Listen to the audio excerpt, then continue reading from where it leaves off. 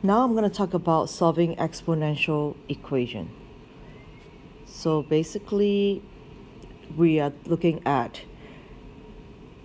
equations that has got exponents, and the exponents could be the variables, or the variable could be in the base. Okay, so let's see, solving exponential equations. So for example, if you have, I'm going back to the 3 to the 4 power of 4, right, is equals to 3 times 3 times 3 times 3. And now if I give you two equivalent expressions, for example 9 square, and the 9 square is 9 square is equals to, say, 81. We know that, and we also know that 9 can be expressed as 3 square, and the left hand side becomes 3 square, and 81 we know that can be expressed as 3 to the power of 4. So, and we're going to apply the power of a power property to help us simplify the expression on the left hand side.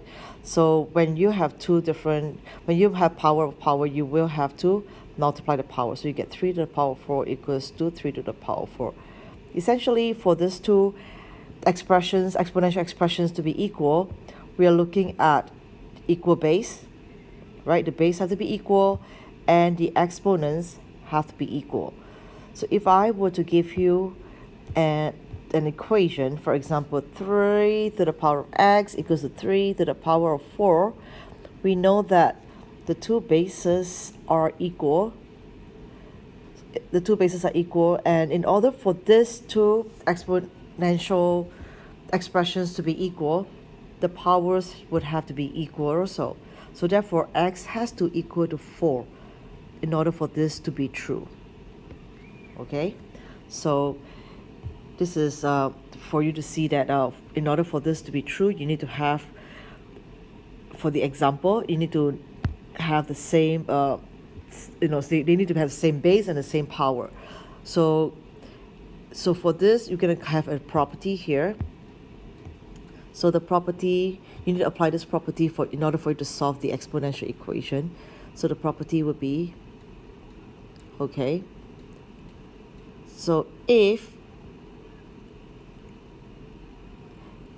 b to the power m equals to b to the power of n, okay, they have equal base but different exponents, then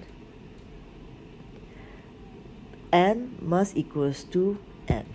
Okay, and just think about, would this be true the other way? So if n is equals to n, will b to the power m equals to b to the power n?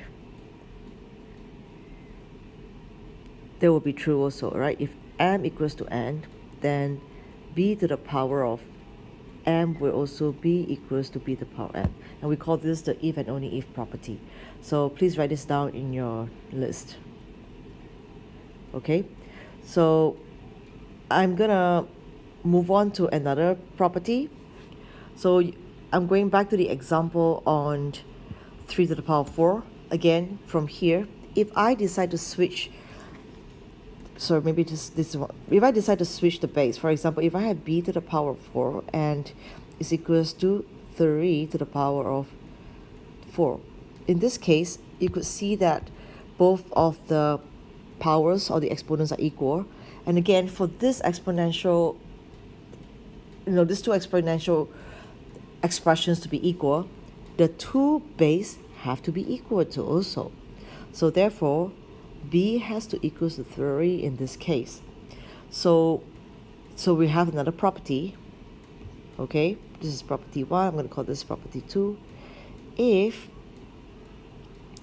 a to the power m equals to b to the power of m, then a must equals to b.